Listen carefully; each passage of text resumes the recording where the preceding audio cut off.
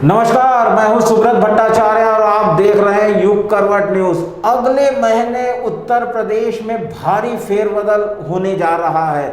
सूत्रों से मिली जानकारी के अनुसार योगी मंत्रिमंडल में और भाजपा संगठन में भारी फेरबदल होने वाला है।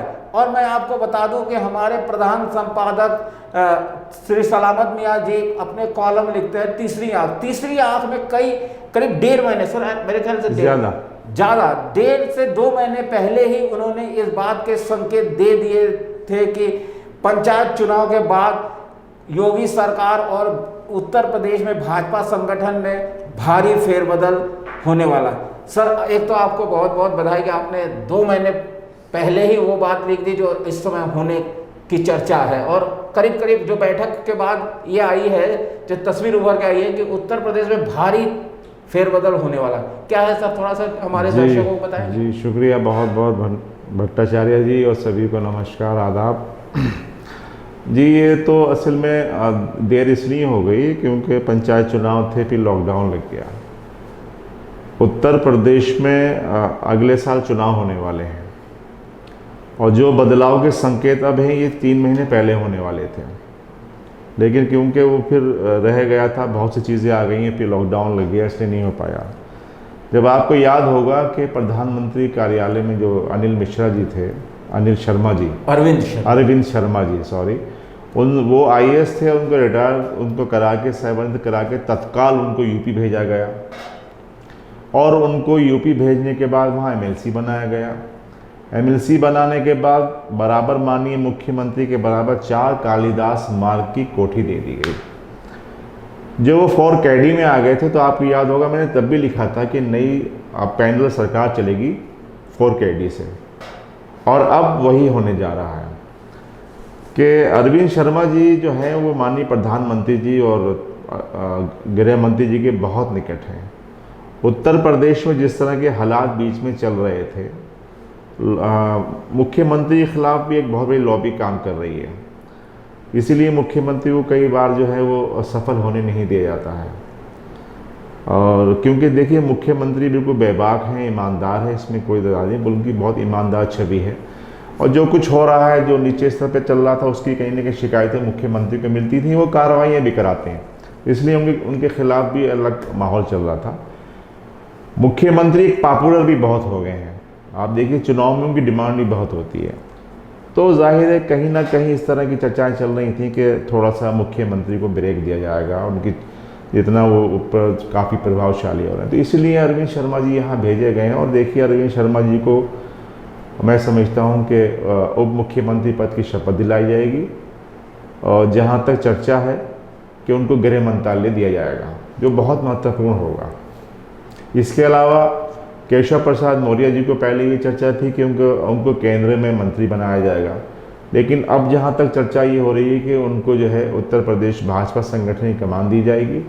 स्वतंत्र देव सिंह जो मौजूदा इस समय अध्यक्ष हैं, वो बहुत व्यवहारिक हैं और ज़मीन से जुड़े हुए हैं, वो कार्यकर्ताओं से भी बहुत जुड़े हुए हैं, लेकिन वो एक्शन नहीं ले पाते। और मौर्य जी की छवि थोड़ी ऐसी है कि एक्शन वाले हैं, साथ ही उनकी कार्यकर्ताओं में भी अच्छी पकड़ है और कार्यकर्ता में वो माने भी जाते हैं, उनकी पसंद भी कार्यकर्ताओं की है, इसलिए ये 2022 को लेकर तमाम रूपरेखाएं तैयार हो रही हैं। साथ ही साथ इसमें जो मंत्रीगण हमारे हैं उनको भी पहले ही तय था कि वो हटाए जाएंगे। अब पहले संख्या 4 थी, लेकिन अब क्योंकि जो बीच में कुछ और हालात आए हैं, तो इसलिए वो 7 से लेकर 9 के बीच को हैं कि 9 मंत्री शायद हटाए जा सकते हैं और नए चेहरे लाए जाएंगे। आपने जिक्र किया कि केशव प्रसाद मौर्य उप मुख्यमंत्री पद से हटाकर उन्हें प्रदेश अध्यक्ष बनाया जा सकता है। ये वही केशव प्रसाद मौर्य है जिनके नेतृत्व में बीजेपी ने विधानसभा चुनाव में जीत हासिल की थी और लोकसभा चुनाव में 80 में से 70 सीटें हासिल की थी। बिल्कुल सही बात है, मैंने बताया ना आपको, ज़मीनी हैं वो, बहुत उनका कार्यकर्ताओं में सब में बड़ी अच्छी पकड़ है। वो जहाँ कार्यकर्ताओं के नाम से जानते हैं, वहीं कार्यकर्ताओं में वो पहली पसंद माने जाते हैं, तो इसलिए बहुत फ़र्क पड़ेगा। और मुझे लगता है कि इसीलिए जो है केंद्रीय हाईकमान जो है उनको शायद जिम्मेदारी की सोच रहा है। बाकी तो ये भारतीय जनता पार्टी है कब क्या हो जाए, कब व्यवस्थाएं बदल जाए, कुछ नहीं कह सकते। बट जो चर्चाएं चल रही हैं, मुझे लगता है वो काफ़ी हद तक वो खबरें बन सकती हैं। जी हाँ, चर्चाएं चल रही है कि बीजेपी में बहुत भारी फेरबदल होने वाला। सर एक सवाल और यहाँ पे खड़ा होता है कि पश्चिम बंगाल में जिस तरह से बीजेपी ने पूरी ताकत लगा दी थी, लेकिन उसके बाद भी सत्ता हासिल नहीं कर पाई, और 2024 लोकसभा चुनाव से पहले 2022 में उत्तर प्रदेश विधानसभा चुनाव होना है, और इसको उसके बाद फिर कोई महत्वपूर्ण राज्य में चुनाव नहीं है। तो ऐसे में ये माना जा रहा है कि अगर उत्तर प्रदेश में बीजेपी सफल नहीं हुई तो केंद्र के जो लोकसभा चुनाव में भी मुश्किलें ज़्यादा बढ़ सकती है। इसमें कोई दो राय नहीं है। देखिए, दिल्ली का रास्ता यूपी से जाता है, और जब जब सरकार बनी है तो यूपी ने पूरी भूमिका निभाई है, इसमें भी कहने में कोई दो राय नहीं है।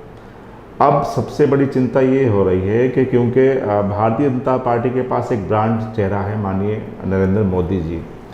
अब उनको लेकर भी जिस तरह की तस्वीरें सोशल मीडिया पे या कोरोना को लेकर आई हैं, तो कहीं ना कहीं बीजेपी और आरएसएस की चिंता भी है कि आखिरकार उनके पास कौन सा ऐसा ब्रांड चेहरा है। अब योगी जी भी एक ब्रांड चेहरा बन गए हैं, लेकिन योगी जी को कई लोग बिल्कुल लाइक नहीं करते हैं। तो इसलिए मुझे लगता है कि ये 2022 का जो चुनाव है बहुत महत्वपूर्ण चुनाव है, और ये केंद्र का एक सेमीफाइनल चुनाव होगा। जो 2022 में तय होगा, जनता का मूड, मतदाताओं का मूड है, वो 2024 की तस्वीर तय करेगा। इसलिए भारतीय जनता पार्टी बहुत समझदारी के साथ, बहुत होशियारी के साथ, बहुत सावधानी के साथ निर्णय लेने जा रही है। इसमें ये भी बीच में चर्चा चली थी 1 साल पहले कि मानिए योगी जी को भी शायद हटाया जा सकता है, लेकिन योगी जी को हटाना इतना आसान नहीं है। वो उनके काम हैं, उनके बेबाक छवि है, उनका अपना बिल्कुल अपना प्रभाव है।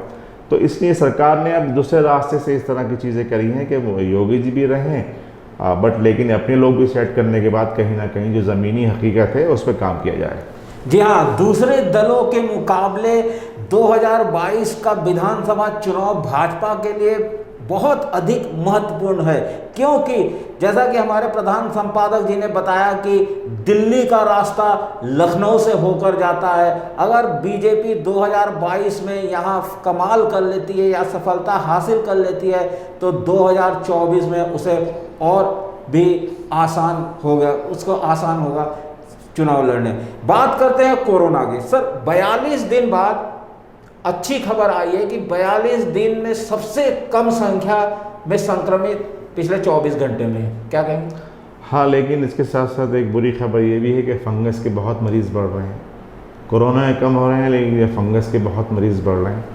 तो अच्छी बात यह है कि ऊपर वाला तमाम जो बीमारियाँ चाहे फंगस के हैं, ये मरीज़ भी कम होना चाहिए। कोरोना के कम हो रहे हैं, ये भी अच्छी बात है।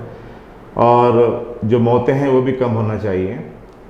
और मुझे उम्मीद ये है कि शायद अब आहिस्ता आहिस्ता सब ज़िंदगी की पटरी पे लौटे और 31 मई के बाद कुछ तस्वीर बहुत साफ़ हो जाए। जी हाँ, 42 दिनों में कल 24 घंटों में सबसे कम संक्रमण के मामले आए हैं।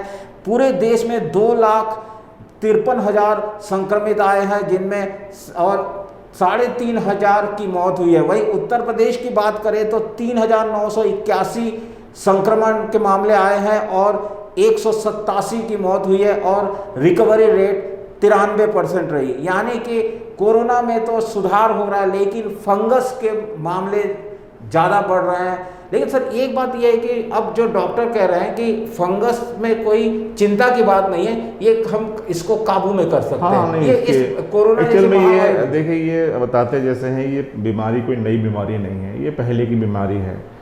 लेकिन वही वाली चीज़ है कि क्योंकि इतनी हवा बनाया था मीडिया के, आदमी बहुत परेशान है, और इसकी दवाइयाँ भी हैं, इसकी और भी दवाइयाँ बताते हैं। जनरल वीके सिंह साहब ने भी कल बताया था कि इसकी दवाइयाँ भी और दवाइयाँ हैं जिससे हम कंट्रोल कर सकते हैं, इसलिए घबराने की ज़रूरत नहीं है। जी हाँ, इसकी दवाई है और घबराने की ज़रूरत नहीं है। बताया जाता है कि मेरठ मेडिकल कॉलेज में ऐसे 24 मामले आए थे और उनमें से आधे से ज़्यादा ठीक भी हो गए।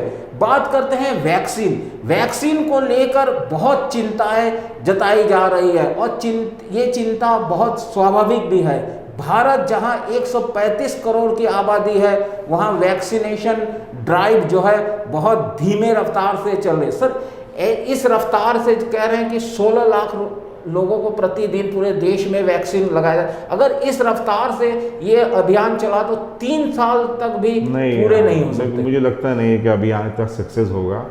और देखिए अभी जैसे मैंने बीच में भी आपसे कहा था कि आने वाले वक्त चुनाव में सब लोग लग जाएंगे, ये वैक्सीन भी भूल जाएंगे, वैक्सीन सेंटर भी भूल जाएंगे, सब कुछ भूल जाएंगे। ये हमारे देश में बहुत अच्छी एक आदत ये है कि हम सब बहुत जल्दी भूल जाते हैं, और जब कहीं कोई हमें नया ज़ख्म मिलता है तब पुराने ज़ख्म हमारे फिर ताज़ा हो जाते हैं। तो अभी आप इस वैक्सीन को तो भूल जाइए, ये तो सब चलता रहेगा। और राजनीति भी हो रही है, इसमें हर चीज़ हो रही है, सेंटर्स बन हो रहे हैं। तो जिस तरह से रफ्तार से चल रही है हमारी, तो बिल्कुल हर चीज़ बहुत शाहाना तरीके चलती है।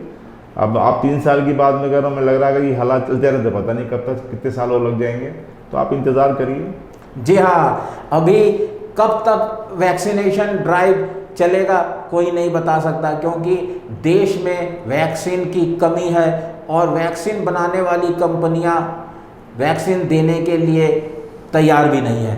तो आज के लिए बस हम भट्टाचार्य जी एक बार हम सब लोगों ये अपील करें कि कोरोना में जिस तरह ये बीमारी का माहौल चल रहा है, तो कम से कम जो है मन के दरवाजे खटखटाते रहिए। मुलाकातें भले ना हो, कम से कम आहट तो होना चाहिए, और ये आहट आपको हौसला देगी उन बीमार लोगों को जो आज इस बीमारी से जूझ रहे हैं। कम से कम उनका हौसला बढ़ाने के लिए उनसे संपर्क रखिए, उनसे बातचीत करते रहिए, क्योंकि उनसे बातचीत आप करेंगे तो उनको बहुत अच्छा लगेगा। उनको अकेला मत छोड़िए। धन्यवाद। इसके बाद अब मेरे लिए कहने के लिए कुछ बचा नहीं है। मैं सुब्रत भट्टाचार्य आप सभी का धन्यवाद करता हूँ।